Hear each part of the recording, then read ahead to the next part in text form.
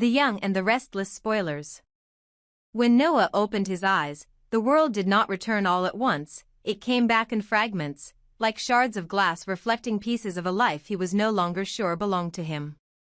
The sterile scent of the hospital mixed with the faint hum of machines tracing the rhythm of his unsteady heartbeat. He recognized faces, voices, and the shape of his own name, but beyond that lay a vast blankness where his past should have been.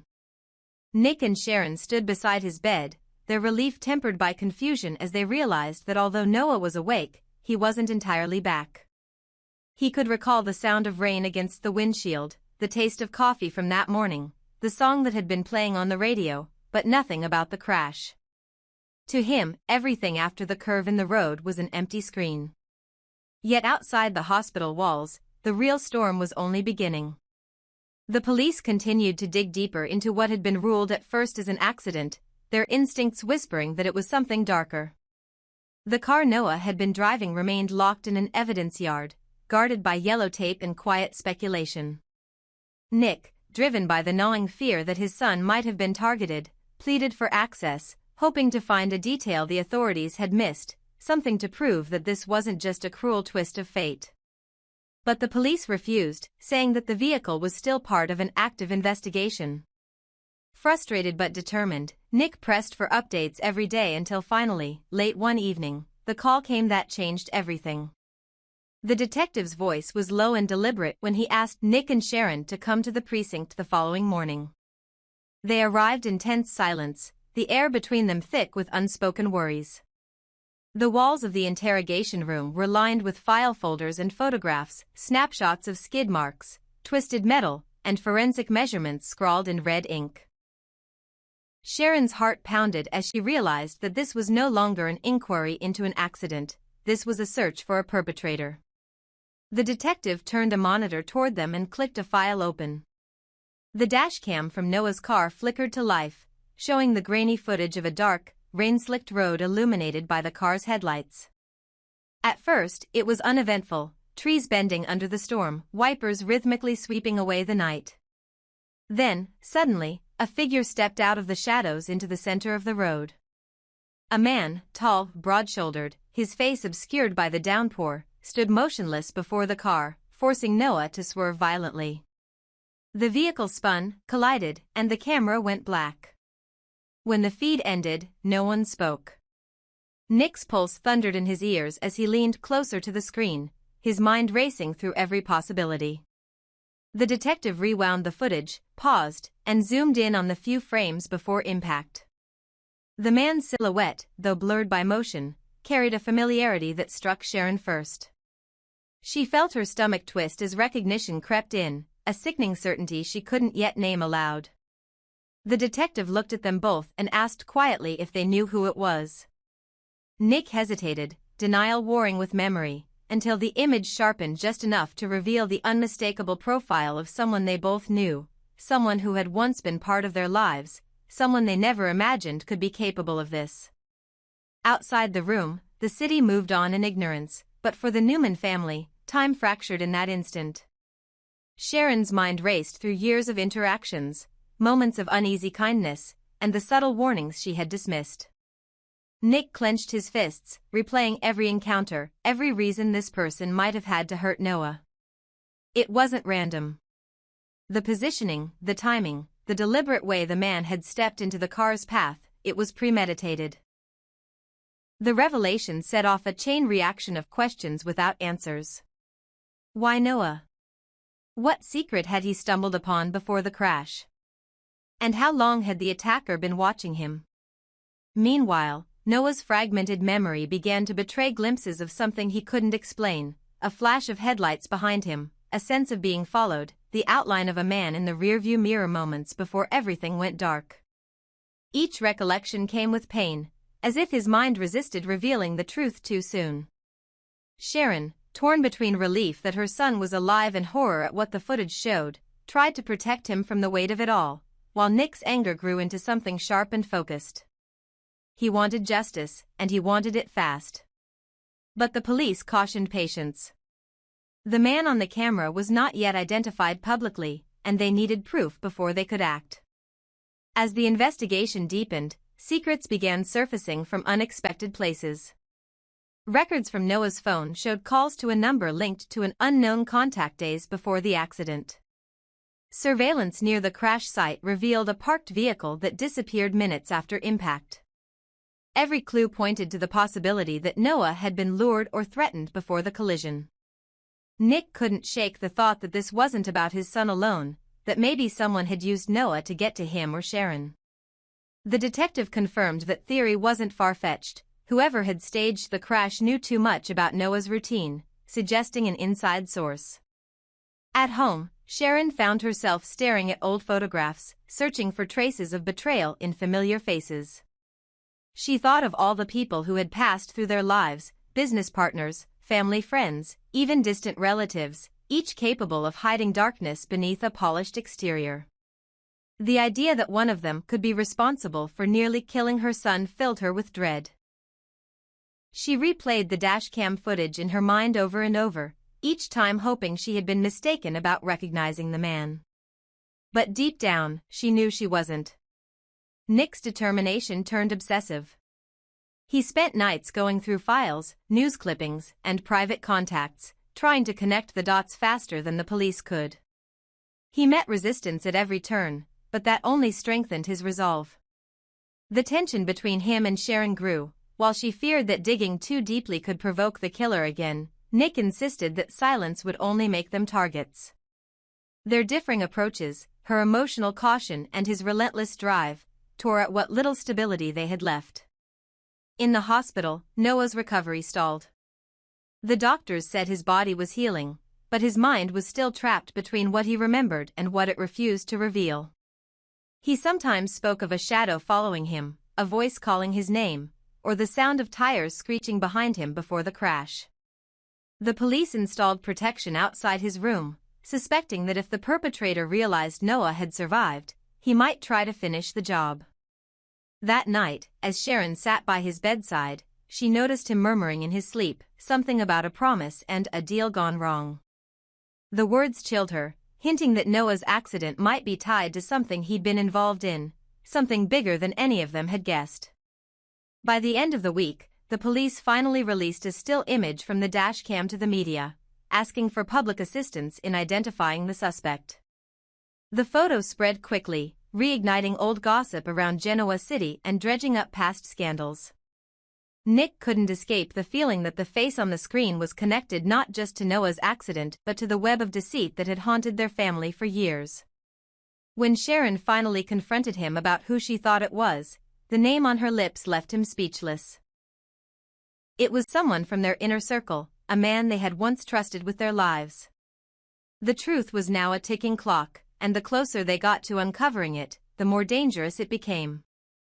Late one night, Nick received an anonymous message containing a single line, "You're looking in the right direction, but you're not ready for what you'll find." Attached was a photograph of Noah's crashed car, taken before the police arrived, proving that someone had been there, watching. The realization that the enemy was both close and calculating left Nick and Sharon trapped between fear and fury. They knew this was only the beginning of a much larger storm, one that would not stop until every secret buried by the accident was brought to light. As Noah's fragmented mind slowly began stitching itself back together, he found clarity in flashes, moments of recognition, smells, and sensations that pointed to that night's truth. He remembered meeting someone at the roadside, someone he had trusted, someone who had asked him for help before everything went dark. The man's voice, deep and calm, had promised it would only take a minute. That was the last thing he heard before the blinding lights and the crash. When he told this to Sharon, her face went pale. The pattern fit perfectly with what the police had suspected, a setup, a manipulation designed to put Noah in the right place at the right time for the accident to occur. And somewhere in the shadows of Genoa City, the man from the footage watched the chaos unfold with cold satisfaction, knowing the truth was dangerous not because it revealed guilt, but because it exposed everything else he had done to keep his secrets buried. The room felt smaller the moment the video ended. The air was heavy, filled with that eerie silence that only comes when truth begins to crawl out of the dark. Nick's fingers trembled slightly as he replayed the footage again, his eyes locked on the blurred figure that had stepped in front of Noah's car. There was something disturbingly familiar about the man's stance, the tilt of his head, the deliberate stillness before the collision. Sharon leaned closer, her breath catching as she whispered almost to herself that she had seen that face somewhere before. It wasn't clear, it wasn't certain, but her heart knew what her mind refused to admit. That man wasn't a stranger. He belonged to their world, to Genoa City's tangled web of allies and enemies, and that realization alone was enough to make the blood run cold. Nick and Sharon exchanged glances, either wanting to voice the thought forming between them. They both knew that recognition could change everything. The detective, noticing their reaction, decided not to press further. Instead, he handed Nick a copy of the footage and asked him to circulate it privately among trusted contacts. Maybe someone else would recognize the man, maybe a memory buried deep in Noah's circle would surface. They couldn't yet release the video to the public, it was evidence, but the hope was that within their network, someone might connect the missing dots. Nick agreed, though the thought of showing it to others made him uneasy. There was a deep fear gnawing at him. What if the person behind the attack wasn't just a ghost from their past, but someone still close enough to strike again? Back at home, Sharon sat alone in the dim living room, a laptop screen casting a pale glow on her face as she watched the video once more. Each frame burned into her memory, the road slick with rain, the headlights cutting through the darkness, and then that frozen image of a man whose eyes seemed to look straight into the camera, straight through the windshield, straight into their lives. There was something hauntingly personal about the way he stood there, almost as if he wanted to be seen. She closed the laptop, unable to look anymore. Every instinct told her that this wasn't random. Someone wanted Noah hurt, or worse. Meanwhile, Noah still lay unconscious in the hospital, his condition stable but uncertain. The doctors said his brain had suffered trauma, leaving gaps that might never fully heal. Sharon visited him daily, holding his hand, whispering stories of his childhood, hoping to stir something deep inside his fractured mind. Sometimes he moved, murmuring incoherently, and for a fleeting moment, it felt like he was fighting to remember. But the words that left his lips were fragmented, names that made no sense, places that didn't exist, and once, the chilling phrase, "He was waiting for me." Sharon froze when she heard it. Waiting. The man hadn't appeared out of nowhere. He had been there with purpose. Nick, meanwhile, sent the dashcam clip to a few trusted people, Victoria, Chance, and a retired investigator who once worked on a case involving the Newman family. Each of them had the same reaction: the man looked familiar, but they couldn't place him. His features were too distorted by the rain, too obscured by shadow. Yet all of them agreed that there was something in his movement, his deliberate calmness, that screamed premeditation. This wasn't a panicked pedestrian or a random stranger on a deserted road. This was someone who had known exactly what he was doing. Days turned into weeks, and the tension only deepened. The police expanded their search to the outskirts of the city, following up on old cases involving people connected to the Newmans. Nick began to wonder whether this had roots in something they'd all long forgotten. The detective suggested the possibility that the man might be from the old Genoa City district, a place that once held both friends and enemies now scattered by time. Sharon couldn't shake that theory. The city had changed, but its ghosts never left. There were people they had crossed paths with decades ago, business partners, rivals, ex-lovers, some gone, some rumored to have died. What if one of them had come back? At night, Sharon would dream of faces from the past, figures blurred by memory yet vivid enough to make her wake in a cold sweat.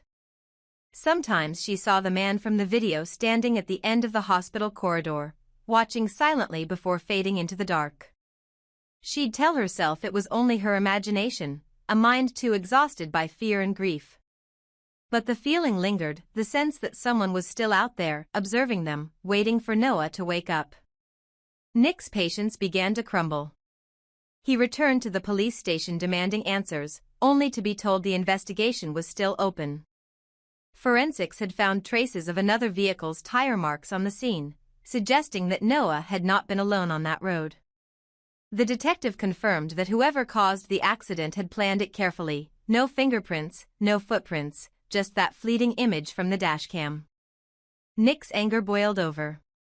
He wanted names, suspects, anything. The detective finally admitted that they were looking into a few individuals once associated with Newman Enterprises, people who had disappeared after financial scandals or personal vendettas. When Nick returned to Sharon's house that night, she was sitting on the couch with a box of old photographs. Spread out before her were faces from another lifetime, business events, charity galas, family gatherings. She pointed at one photo of a man standing behind Victor at a company event years ago, a man with the same build, the same sharp jawline, the same cold eyes that had stared through the dashcam lens. Could it be him? She whispered.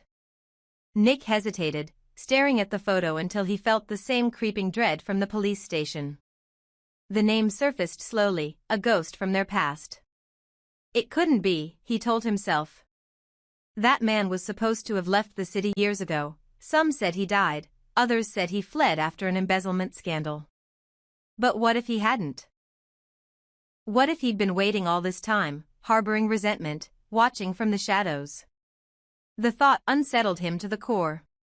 If it was truly that man, someone who once worked closely with their family, then the motive wasn't just revenge. It was personal. He would have known their routines, their vulnerabilities, even Noah's schedule. The realization that the enemy might be someone who had dined at their table, who had smiled in their photographs, twisted Nick's stomach into knots. As the days passed, Noah's condition finally began to shift. He stirred more often, his eyes fluttering open for brief moments before falling back into restless sleep. The doctors said it was progress, but Sharon knew it meant something more. His mind was fighting its way back. Late one night, as the rain poured outside just like it had on the night of the crash, Noah whispered a single sentence that sent chills down her spine. He said it wasn't over. Those words confirmed what Sharon feared the most. The attack had been deliberate, and the man intended for Noah to die. The mystery of his identity wasn't just a matter of justice anymore, it was a race against time. If the man from the dashcam was still in Genoa City, then their family was far from safe. Nick shared the update with the detective the next morning, and the police increased security around the hospital. They also began cross-referencing the footage with older surveillance archives, searching for any recent sightings of the man they suspected. But the deeper they dug, the stranger it became. Records of that man's existence after he left Genoa City were practically non-existent. No social security, no credit, no trace of life. It was as if he had vanished only to reappear in the worst way possible. Back home, Sharon couldn't stop thinking about the phrase Noah had said. It wasn't over. Those words felt like a warning.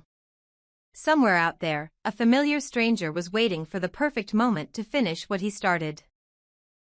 And though Nick tried to convince himself that the police would handle it, he couldn't ignore the feeling that the answer lay not in evidence or forensics, but in their own memories of Genoa City's darker past. For the first time in years, both Nick and Sharon realized that the real danger wasn't hidden in the present, it had been walking beside them all along, wearing the face of someone they once trusted.